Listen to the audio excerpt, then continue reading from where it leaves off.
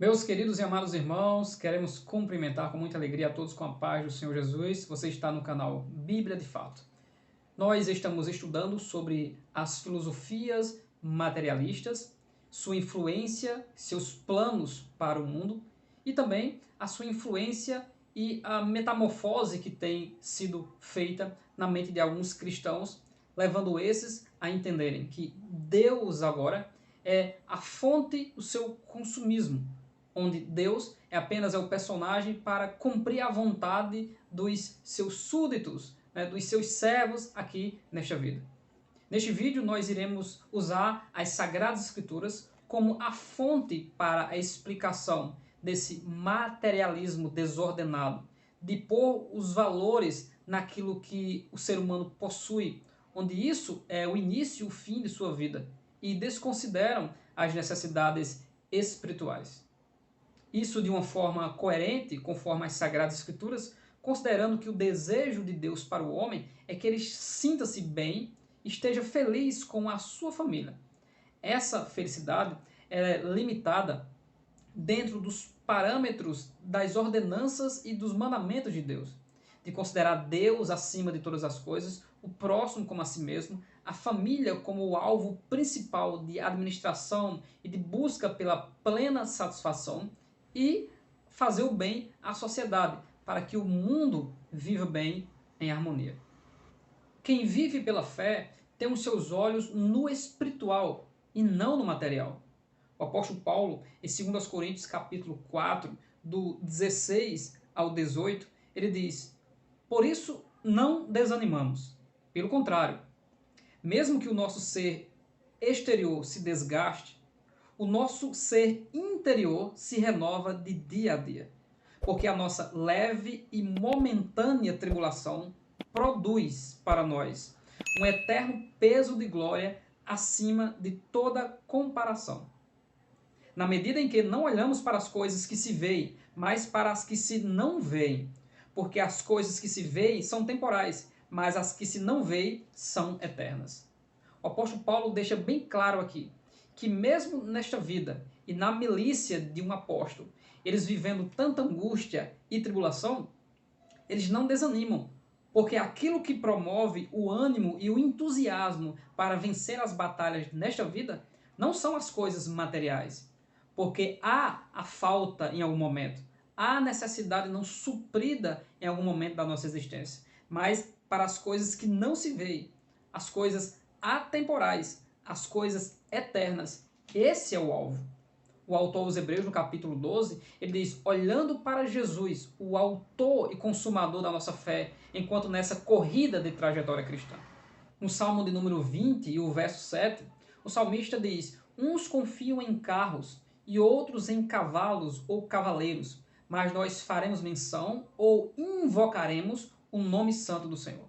Isaías, no capítulo 45, versículo 22, usado por Deus, ele diz: olhai para mim e sereis salvos, vós todos os termos da terra. O alvo, que é a nossa âncora da nossa alma, em que sempre teremos esse entusiasmo e essa segurança, é aquilo que é eterno, espiritual. O Deus que é espírito, que importa que os verdadeiros adoradores o adorem em espírito e em verdade. Coisa que tem sido invertida no materialismo cristão, em que a adoração se resume a coisas materiais que são feitas ou trazidas para Deus. A nossa razão de existir e de ter uma satisfação nesta vida não é a resolução dos nossos problemas, mas como cristãos saber muito bem que nós já participamos aqui nesta vida do reino de Deus.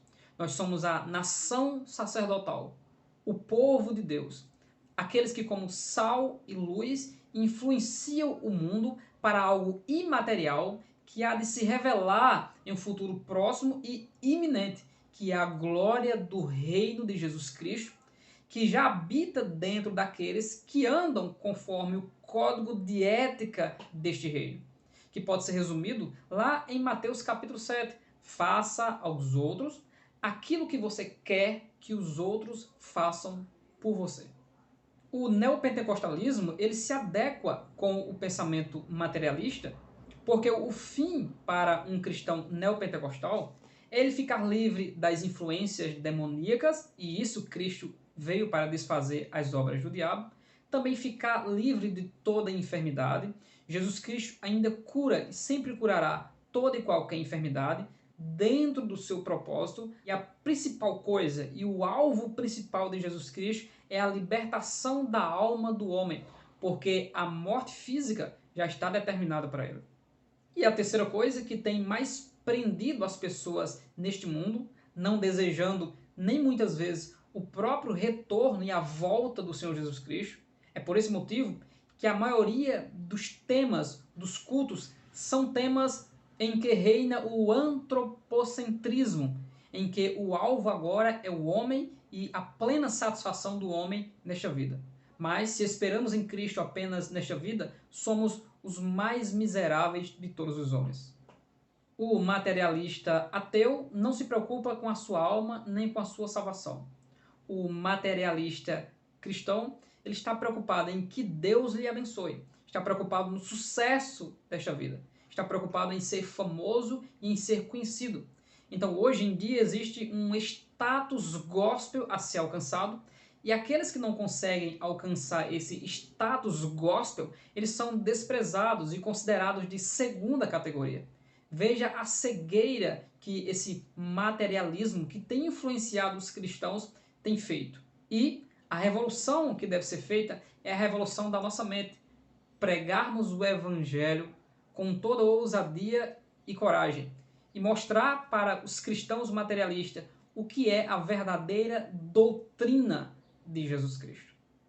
Um pensamento de Epicuro diz: se queres ser rico, não aumente os teus bens, diminua a tua cobiça. Dentro desta teologia da prosperidade, você é valorizado por aquilo que você tem, e não pela pessoa que você é, e não pela conduta moral que você exala para todos. Uma das coisas que combatem esse pensamento de cobiça, de materialismo e hedonista no meio do povo de Deus é a generosidade. É você entender que quanto mais você se desprende daquilo que é material e ajuda o seu próximo, mais a sua alma e o seu coração se enche de satisfação. Veja o princípio que o apóstolo Paulo traz em Atos 20 e 35. Ele diz: em tudo tenho mostrado a vocês que, trabalhando assim, preciso socorrer os necessitados e lembrar das palavras do próprio Senhor Jesus Cristo, que é mais bem-aventurado dar do que receber. Jesus sempre considerou aquilo que é eterno e imaterial antes daquilo que é material. Em João capítulo 6, a doutrina de Jesus apertou para aqueles que apertavam o Senhor e não tocavam o Senhor.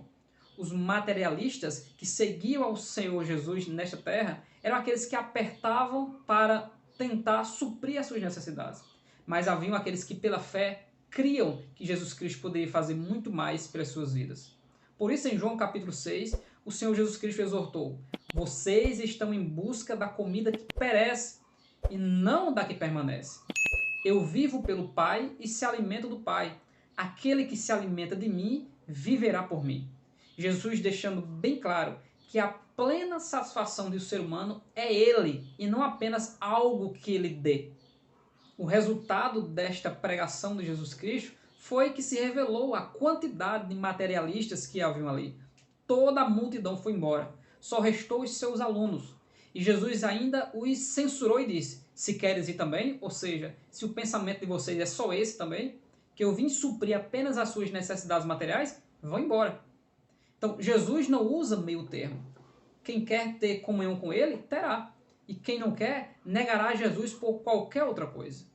Quando nós disseminamos ou aspergimos um cristianismo materialista, nós edificamos jovens fracos, adolescentes fracos, líderes fracos, senhoras fracas, pessoas que vão ao culto como se fosse apenas para cumprir uma agenda, para manter dentro do seu lar a bênção. Então eles vão e a linguagem exagerada e abusiva de conquista se baseia na vitória. É a sua vitória, é o culto de vitória. A sua vitória é hoje. tirando completamente da mente das pessoas de que eles já estão na vitória, que a vitória está em Cristo. Ele nos faz mais do que vencedores. E o pensamento materialista sempre lançando para o futuro ou para o presente. A sua vitória é hoje. Você vai sair daqui com a sua vitória hoje. A mente das pessoas ficam totalmente vazias do verdadeiro conteúdo das Sagradas Escrituras. A palavra de Deus não se torna mais o centro do ambiente. E por isso, para o pregador, que só vai manipular as pessoas para tentar promover uma plena satisfação naquele ambiente, não falando de maneira alguma contra o pecado, não falando sobre a moralidade cristã e a santificação, apenas que Deus vai fazer. É o Deus que sempre vai fazer aquilo que o povo deseja, onde as Sagradas Escrituras querem, estão o tempo todo promovendo que nós precisamos fazer aquilo que Deus deseja. O plano de Deus precisa ser cumprido na nossa vida. Um dos exercícios para vencermos essa avareza, essa cobiça de bens materiais, é aquilo que também é um princípio nosso de generosidade, que é entrar na nossa vida algo e sair da nossa vida algo. Ou seja, sempre sermos generosos para ajudar com aquilo que a gente possui, aquele outro que passa a necessidade a qual nós já fomos supridas. O apóstolo Paulo, ele usa um princípio que, assim como o Senhor Jesus Cristo nos consola, nós devemos consolar os outros com a consolação com que somos consolados. Veja que o cristianismo ele se mantém firme por causa dessa ligação de amor, esse vínculo da paz que há entre os membros do corpo de Cristo, fortalecendo o seu povo, fortalecendo a sociedade e trazendo uma plena satisfação e harmonia no meio do povo de Deus. Nós finalizaremos este vídeo aqui, mas continuaremos sim toda a refutação através das Sagradas Escrituras desses pensamentos em que mantém a mente do homem cativo àquilo que seus olhos podem ver. Dentro desse contexto de sempre ter, produzir e conquistar, nós podemos trazer também uma frase que diz que a gente gasta o dinheiro que não tem para comprar o que não precisa para agradar quem a gente não conhece. O próprio consumismo, ele sabe muito bem pegar algo que está estabelecido na moda de 1960 e trazer um renovo a esse objeto, a essa sandália, a essa peça de roupa, a esse chapéu, a esse óculos, a esse relógio, e trazer de volta esse ciclo do marketing, esse ciclo da economia que faz com que as pessoas se tornem consumistas. Eu preciso, porque esse modelo é um modelo antigo, eu preciso comprar um modelo novo. É por isso que alguém que tem um transporte do ano passado já está totalmente seduzido e a sua cobiça é de comprar o transporte atualizado deste ano. Mentes aprisionadas pelo consumismo. Doença chamada de acumuladores, onde fazem as pessoas sofrerem, não só nos Estados Unidos, na América do Norte, mas no nosso país. As pessoas compram de forma descontrolada, porque entenderam que o material satisfaz a sua alma. Compram objetos que não vão usar, compram roupas que não vão usar, participam de eventos e de locais que não gostam de ir, apenas para manter aquele status econômico e social para tentar agradar lá se sabe quem. Mas nós sabemos muito bem quem é a nossa esperança. E baseado nas Sagradas Escrituras, qual deve ser a nossa atitude aqui nesta vida. Eu finalizo este vídeo e já convido você para permanecer conosco no nosso próximo vídeo, onde nós continuaremos nas Sagradas Escrituras falando sobre ser cristão, estar bem nesta vida, fazer a vontade de Deus e não se prender às coisas deste mundo. Veja o que o apóstolo Paulo diz em 1 Timóteo, capítulo 6, versículo 17 em diante. Exorte os ricos deste mundo a que não sejam orgulhosos, nem depositem a sua esperança na incerteza ou instabilidade das riquezas, mas em Deus, que a tudo nos proporciona ricamente para o nosso prazer. Olha só, Deus proporciona tudo para nós de forma ricamente para o nosso prazer. A fonte da nossa satisfação é Deus. E ele continua no versículo 18, que eles façam o bem, sejam ricos em boas obras, generosos em dar e prontos a repartir. ajuntando para si mesmos um tesouro que é sólido, sólido fundamento para o futuro, a fim de tomarem posse da verdadeira vida. Veja que o conselho de Paulo para os ricos é que eles sejam ricos naquilo que irá manter eles ricos eternamente.